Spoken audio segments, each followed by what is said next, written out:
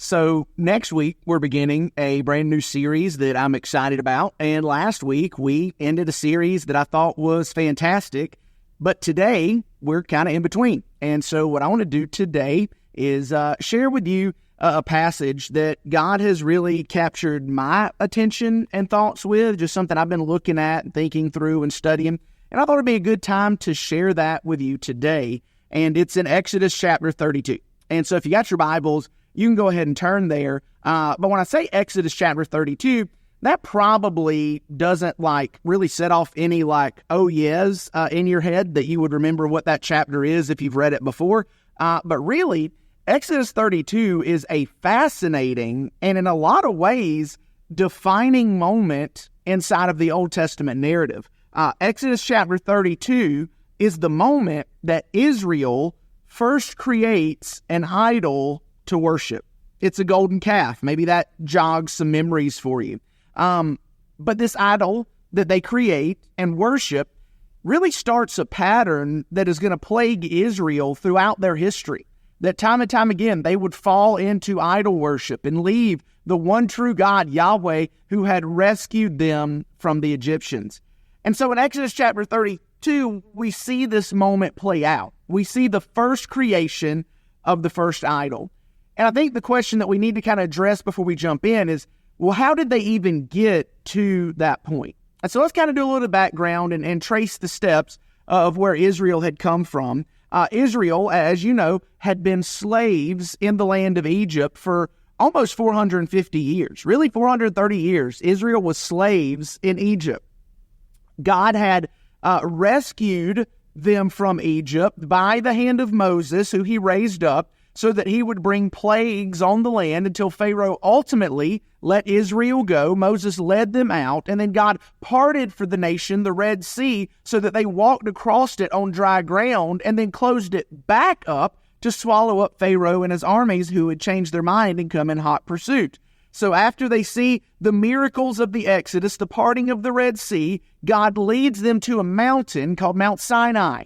And it's there at Mount Sinai that God meets the people. He meets them there so that they would worship him and so that he would reintroduce the covenant that he made with Abraham to bless and prosper this nation and to give them a land of their own.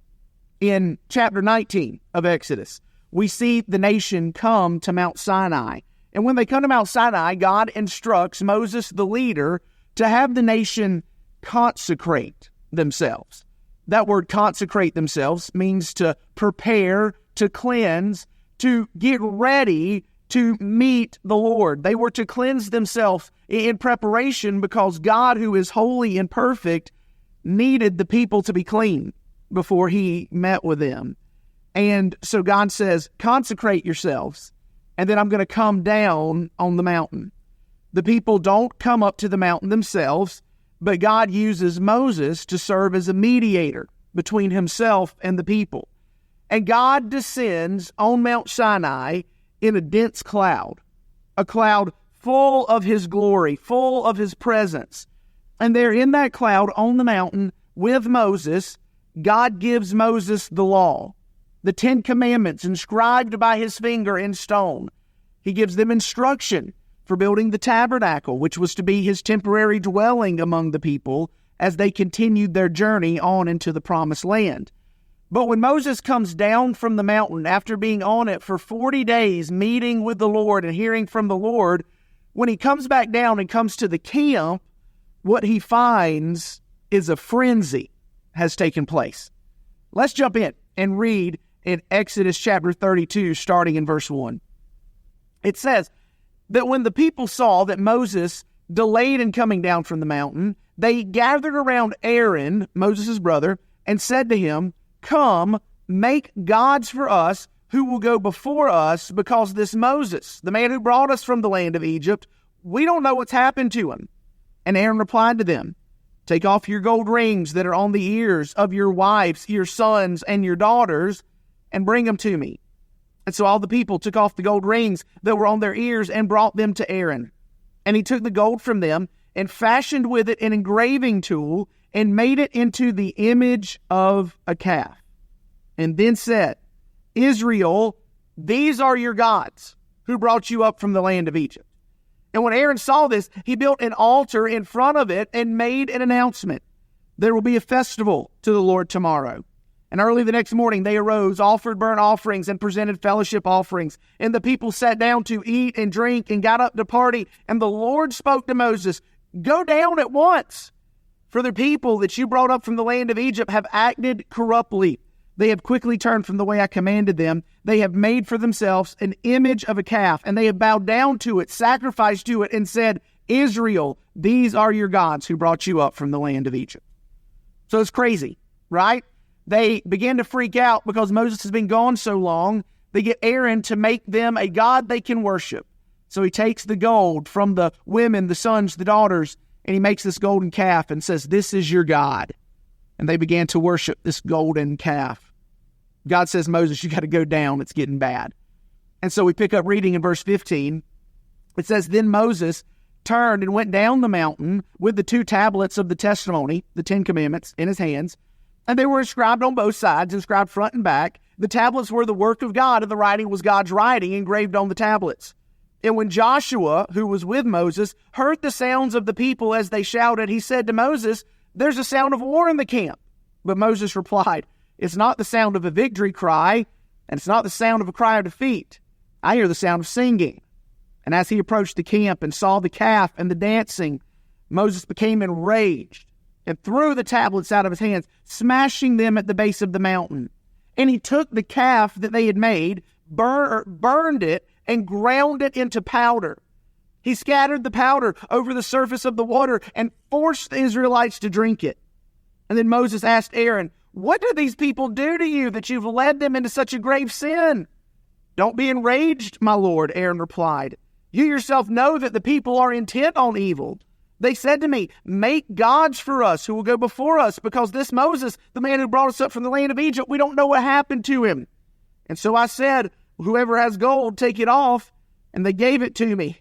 And when I threw it in this fire, out came this calf." Like I said, this is a wild scene, right? And it doesn't get any less wild after what we just read. Because after this, if you keep reading, Moses actually makes a makeshift army and leads them throughout the camp to slaughter by the sword all of those who refused to turn back to the Lord. This led to the death of around 3,000 people. And even after that, the Lord himself sends a painful disease on the people as judgment for their sin and judgment for their idolatry. Like I said, this is an absolutely wild scene. The people make an altar or an idol, build an altar, and worship it. And what is that idol? It's a cow, a golden cow. So here's my question. Why a cow? Now, that's not a silly question. It's not meant to be funny. It's actually an important question with a significant answer. But to understand it, we have to go back and look at Israel's arrival in the land of Egypt. You see, Joseph was the first in Egypt, and God sent him to prepare a safe place for the nation. And when Joseph's brothers bring their father to him in Egypt, and the family settles there in the land, they settle in a specific part of the land, a land called Goshen. Now, Goshen was the grazing land, the pasture land, the farmland of Egypt. And it was there in Goshen that the people of Israel would become literally the cowboys of Egypt. Just look at this in Genesis 47, verse 5 and 6. It says, "Then Pharaoh said to Joseph, 'Now that your father and brothers have come to you, the land of Egypt is open before you. Settle your father and brothers in the best part of the land. They can live in the land of Goshen, and if you know any capable men among them, put them in charge of my livestock.'" Now, it's important to know that in Hebrew, the word here for livestock is specific to cattle. And this differentiates from the word that is used to talk about the sheep that Israel had already been shepherding. So now they are in charge of the sheep and they're in charge of the cattle. And to complete this picture of the golden calf, we need to look at how Israel left Egypt. You see, when Israel left Egypt during the Exodus, they left in a hurry, but not in so big of a hurry that they were unable to see the Lord fulfill one of his most unlikely promises to them, the promise that they would plunder the Egyptians when he was going to rescue them. Just look at this in Exodus chapter 3, starting in verse 19. It says, this is God speaking, "However, I know that the king of Egypt will not allow you to go, even under force from a strong hand. But when I stretch out my hand and strike Egypt with all my miracles that I'll perform in it, after that he will let you go. And I will give these people such favor with the Egyptians that when you go, you won't go empty-handed. Each woman will ask her neighbor, and any woman staying in her house, for silver and gold jewelry and clothing, and you will put them on your sons and your daughters. And so you will plunder the Egyptians." And then in Exodus chapter 12, we see that happen. In verse 35, it says, "The Israelites acted on Moses' word and asked the Egyptians for silver and gold items and clothing. And the Lord gave the people such favor with the Egyptians that they gave them what they requested. And this way, they plundered the Egyptians." So, when Israel came to Egypt, they became the cowboys and the shepherds. And when they left Egypt, they plundered the Egyptians by taking gold rings and putting them on their women, their sons and daughters. And so I think that helps us understand why the cow. Because when Israel made the cow, not only did they make it into the cow's image, but the gold that they made the cow from, it said, was taken from the women, the sons, and the daughters. What gold jewelry was that? The gold jewelry that they had taken from the Egyptians. So why the cow? Because the cow was a reminder of Egypt and a symbolic longing to return there. The calf in Egypt was their job. The calf in Egypt was their identity. The gold for the calf came from what they had taken from the Egyptians, and it reminded them of the wealth and prosperity there in the land. So why the cow? Because Israel was longing to go back to Egypt. And this wasn't the only time that the people revealed their longing to go back to Egypt. It happened before. It happened on the journey after the Red Sea when they got hungry. Just a couple of weeks, couple of days after they parted the Red Sea. In Exodus 16, verse 1, it says, "The Israelite community departed from Elim and came to the wilderness of Sin, which is between Elim and Sinai. And on the 15th day of the second month after they had left the land of Egypt, the entire Israelite community grumbled against Moses and Aaron in the wilderness. And the Israelites said to them, 'If only we had died by the Lord's hand in the land of Egypt, when we sat by pots of meat and ate all the bread we wanted. Instead, you brought us out into this wilderness to make the whole assembly die of hunger.' What are they saying? We want to go back." And then, much longer than that, they revealed it again when they got thirsty. Very next chapter, Exodus 17, verse 1. "The entire Israelite community left the wilderness of Sin, moving from one place to the next according to the Lord's command. And they camped at Rephidim, but there was no water for the people to drink. So the people complained to Moses, 'Give us water to drink.' 'Why are you complaining to me?' Moses replied to them. 'Why are you testing the Lord?' But the people thirsted there for water and grumbled against Moses. They said, 'Why did you ever bring us up from Egypt to kill us and our children and our,' here's the word, livestock with thirst?" See, in making and worshiping the golden calf, Israel revealed their longing to go back to Egypt.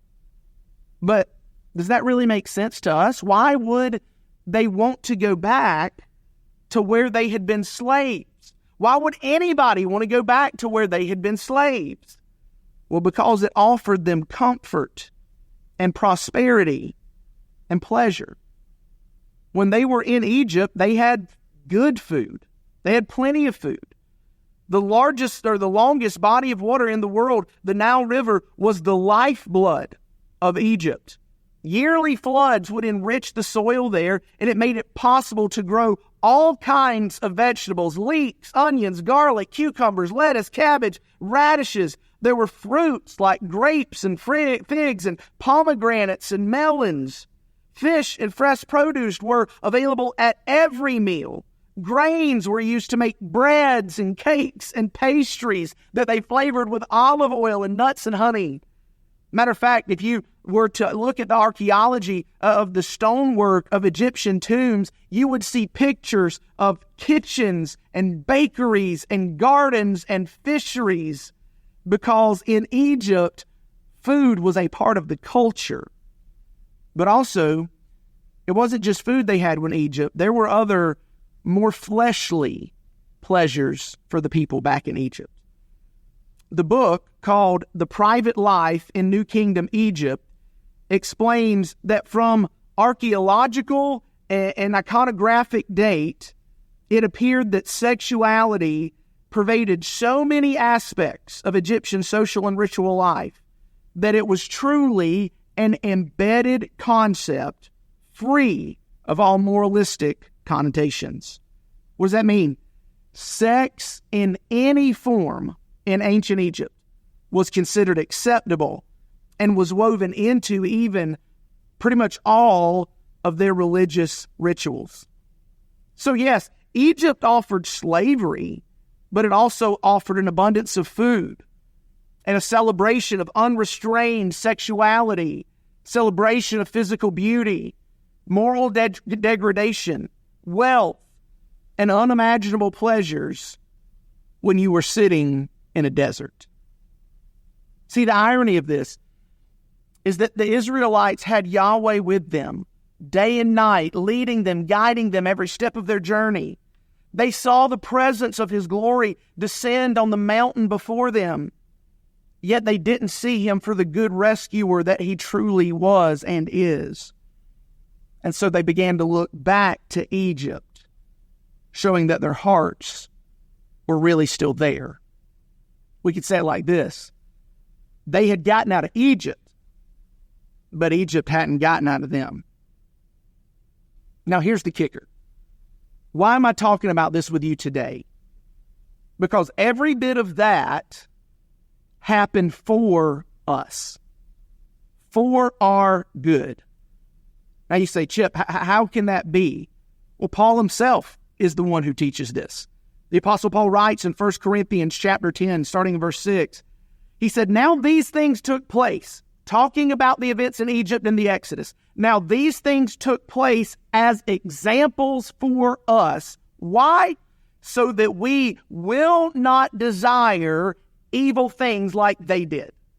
Don't become idolaters as some of them were. As it was written, the people sat down to eat and drink and got up to party. Let us not commit sexual immorality as some of them did. And in a single day, 23,000 people died. Let us not test Christ as some of them did and were destroyed by snakes. And don't grumble as some of them did and were killed by the destroyer. He again says, these things happened to them as examples. They were written for our instruction, on whom the end of the ages has come. And then here's the so what, Paul says. So whoever thinks he stands must be careful not to fall. No temptation has come upon you except what is common to humanity. But God is faithful. He will not allow you to be tempted beyond what you are able, and with the temptation, He will also provide the way out so that you may be able to bear it. Paul is writing this because he said all that the Israelites went through in Egypt and the Exodus was so that we wouldn't fall into the same traps, so that we wouldn't fall into the same temptations. The nation of Israel's journey from Egypt to the Promised Land provides a physical analogy that illustrates our spiritual journey from redemption to completion in this life. Let me say that one more time. Israel's journey from Egypt to the Promised Land is a physical analogy that illustrates our spiritual journey from redemption to completion here in this life. And here's the so what. Here's why this matters to you now. The fact that physical Israel longed to return to physical Egypt means that you and I, spiritual Israel, are in danger of yearning and longing to return to spiritual Egypt. Even though we have been set free by Jesus, there is still deep in our hearts the longing to return to sin and its slavery. But see, like Israel, it's not the slavery part we remember. We remember the pleasure, not the pain. We remember the comfort, not what it cost us. We remember the familiar, not the brokenness and the emptiness that came with it. So we long to go back to our sin. We long to go back to Egypt. Well, what makes us long to go back to Egypt? It's simple, really. Sin is easy. Holiness is hard. Holiness is what God was calling the people to walk in relationship with Him. They had to consecrate themselves.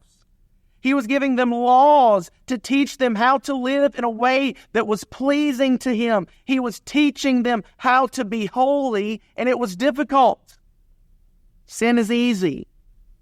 Holiness is hard. Sin offers us what we want in the here and now, but holiness promises us what we need, but we just can't yet experience in its fullness. Sin is easy because it only requires that we give in to temptation.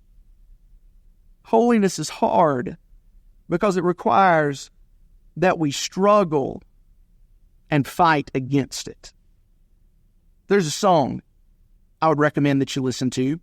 It's not a very new song. It's a song by artist Sarah Groves, and it's called Painting Pictures of Egypt. Let me read to you some of the song. She says, I don't want to leave here, but I don't want to stay. It feels like pinching to me either way. And the places I long for the most are the places where I've been. And they're calling out to me like a long-lost friend. And it's not about losing faith. It's not about losing trust. It's all about comfortable when you move so much. And the place I wasn't perfect, but I had found a way to live, and it wasn't milk or honey, but neither is this. Leaving out what it lacks, and the future feels so hard. I want to go back, but the places they used to fit me can't hold the things I've learned. Those roads were closed off to me while my back was turned. The past is so tangible, I know it by heart. Familiar things are never easy to discard. I was dying for some freedom, but now I hesitate to go. I'm caught between the promise and the things that I know. Man, that so perfectly describes the tension, I think, in all of our hearts. We don't really want to go back to who we used to be and where we used to be, but it's so familiar that there's still that longing to go. And we know that we've been promised better and more, a land flowing with milk and honey, but we don't see it yet. And so we're stuck painting pictures of Egypt in our mind that don't really reflect reality, because we leave out the slavery and the pain and the brokenness. And so what I want to encourage you to today is to press forward in holiness. Refuse to go back to your sin. Refuse to go back to Egypt. Refuse to long for its pleasures and its wealth and its comfort. But as hard as the journey may be, and as hot as the desert may grow, when our feet are burning with the sand, we push on, knowing that yes, holiness is hard, but it's worth it. Because holiness is who God Himself is. So don't go back. Don't long for Egypt. Keep pushing forward until we see Jesus face to face. Let me pray for you. God, I thank you for the time that you've given us today to look at your word. And I pray that you would use it to remind us of the cruelty and the pain that slavery to sin brought to our lives, so that we would look forward with eager anticipation and genuine longing for the promised land where our salvation will be completed and made full. God, help us not to go back, but to keep moving forward. In Jesus' name we pray. Amen.